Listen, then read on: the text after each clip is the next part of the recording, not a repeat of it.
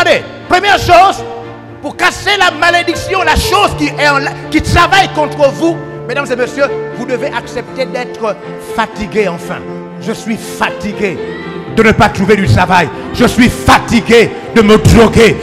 Vous devez être fatigué de ces blocages. Amen. Si vous n'êtes pas fatigué, la malédiction va continuer à travailler. Voulez-vous enfin guérir de l'empire du diable? On guérit de ce qu'on appelle l'empire du diable. Lorsque le diable vous contrôle, c'est une maladie.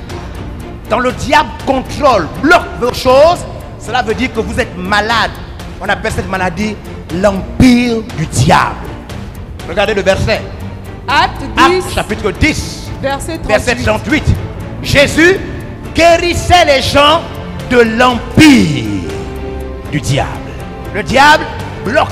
Le diable signifie accusateur.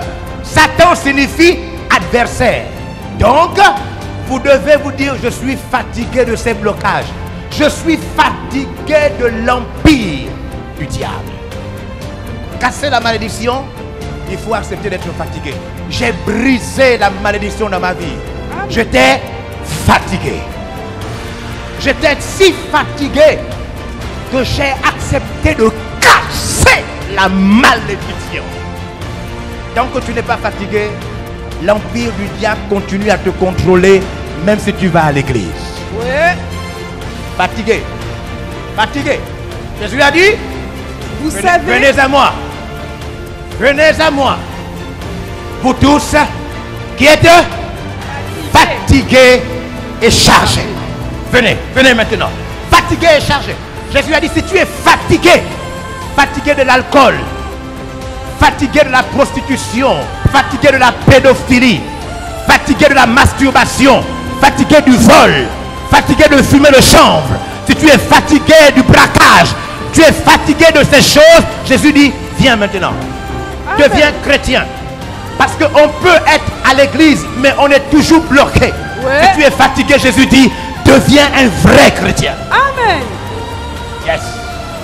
Il faut être fatigué. Si tu n'es pas fatigué, même si tu pries, même si tu jeûnes, Satan bloque toujours. Amen.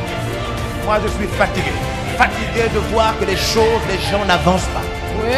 Fatigué de voir des jeunes intelligents qui aiment Dieu et qui n'arrivent pas à devenir des étoiles. Je suis fatigué. Fatigué. Yeah. 2. Oui, il faut être fatigué.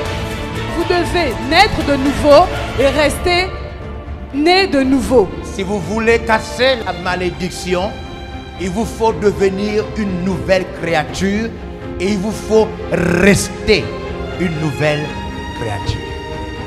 On ne peut pas briser la malédiction parce qu'on prie. On peut prier et être maudit.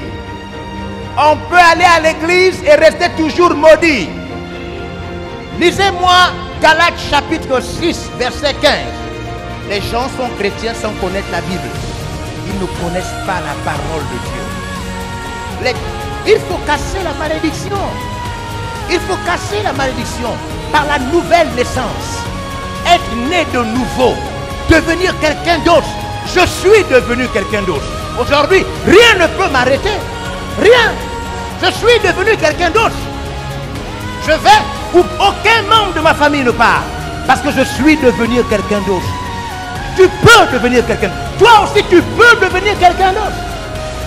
Une nouvelle. Regardez, lisez. Car ce n'est rien d'être circoncis ou La incirconcis. circoncision n'est pas importante. La circoncision n'est pas importante. Qu'est-ce qui est important? Ce qui est quelque chose, Ce qui est quelque chose, c'est quoi? c'est de naître, c'est d'être une nouvelle créature. Ce qui est important dans l'église, c'est de devenir une nouvelle créature. C'est pas prier, c'est pas chanter. Ce qui est important, c'est que tu deviennes une nouvelle créature. Amen. Tant que tu n'es pas devenu une nouvelle créature, ton sang est maudit. Oui. Et si tu n'as rien fait, ce que tes ancêtres ont fait te bloque. Amen. Mais c'est pourquoi il dit, ce qui est important, c'est d'être une nouvelle créature. C'est pas porter les robes, les pantalons pour aller à l'église.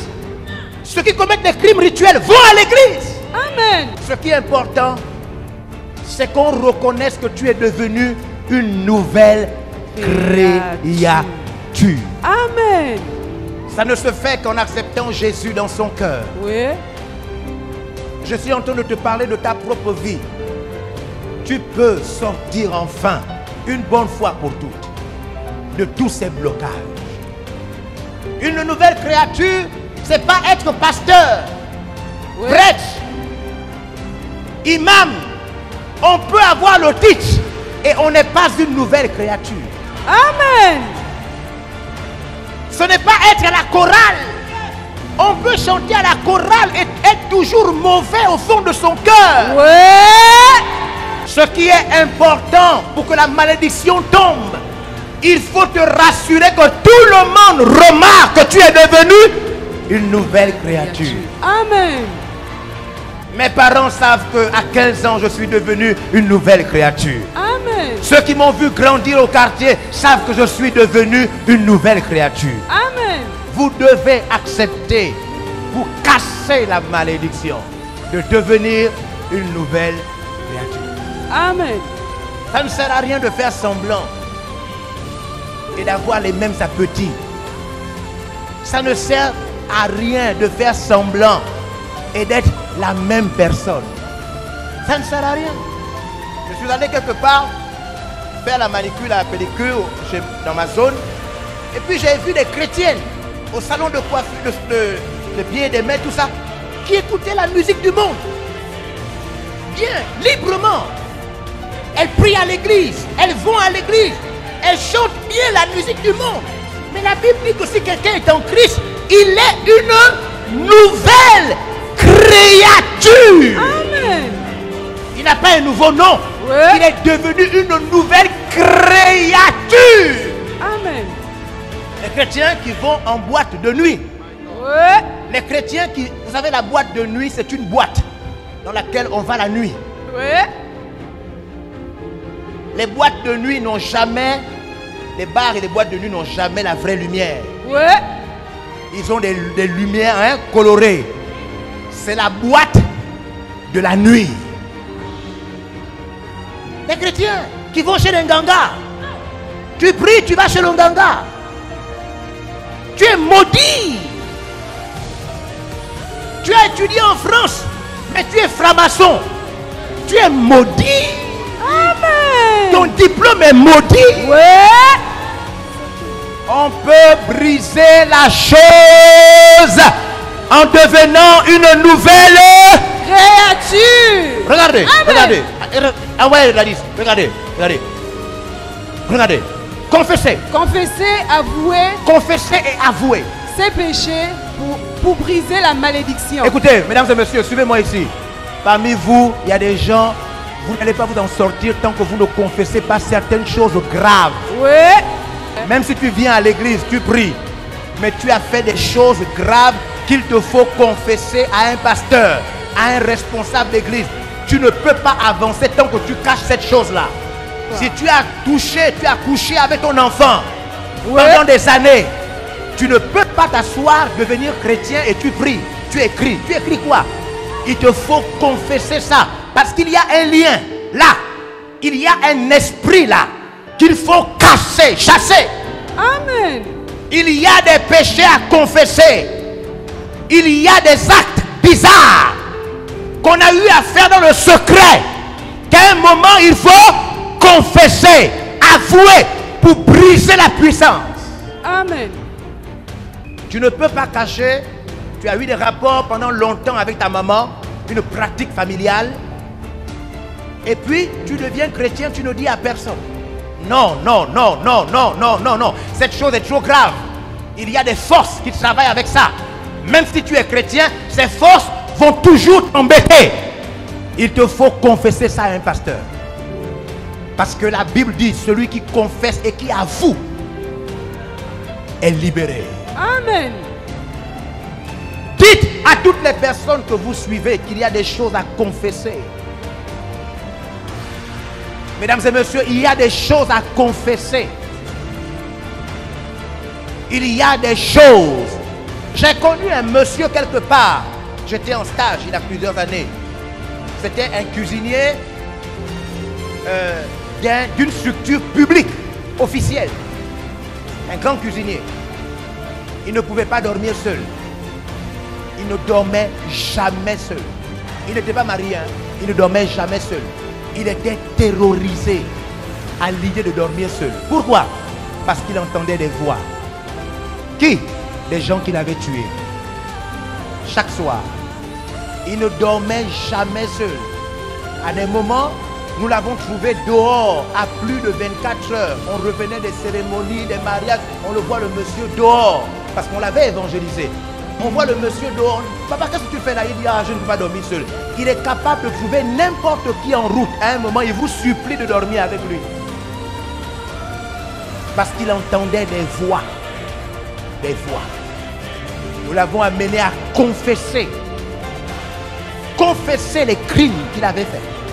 Et quand il s'est converti, il a enfin réussi à dormir seul pour la première fois de sa vie. Amen. Il y a des choses, à un moment, des choses graves qu'il faut confesser. Amen. Parce que les mauvais esprits sont derrière cette chose.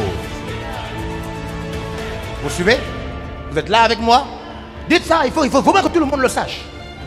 Il faut que tout le monde le sache. Il y a des choses à confesser. Il y a des péchés qu'on peut confesser à Dieu directement. Mais il y a des actes. C'est écrit, Actes chapitre 19. Il y a des choses qu'il faut confesser. Si vous avez des fétiches, des parties humaines dans votre maison, si vous avez des crânes, si vous avez des choses cachées, vous ne pouvez pas comme ça laisser ça comme ça. Il faut confesser que sous mon lit, aujourd'hui sous mon lit, à tel endroit, il y a quelque chose. Vous avez des cordes autour de reins. Si vous avez des choses dans le sac, des choses, des trucs bizarres, des médicaments, des fétiches, il faut confesser. On va brûler. Amen. Vous comprenez? Amen. Ah oui, hein? C'est comme ça qu'on casse la malédiction. Beaucoup là, il y a des choses qui bloquent, hein? Ça te bloque parce que tu veux garder ça. C'est le lien que tu as avec les démons. Le diable te bloque là. Lui et toi, vous êtes dans ça. Il faut un moment confesser. Oui. À des gens de confiance, mais tu confesses. Il faut confesser pour te libérer. Regardez, plusieurs de ceux qui avaient cru venaient confesser, déclarer ce qu'ils avaient fait. C'est écrit. Actes, chapitre 19, verset 18. Ils venaient déclarer, confesser devant les gens ce que j'ai fait. À un moment, il faut confesser pour casser la force de la malédiction. Nous espérons que vous avez été bénis par ce message de l'apôtre évangéliste Georges Olivier Mbazaboa. Vous pouvez permettre à d'autres personnes de jouir de cet enseignement en devenant partenaire par vos dons, dîmes et offrandes au numéro de compte inscrit. Que Dieu vous bénisse, vous qui permettez à l'évangile de se répandre par votre participation financière.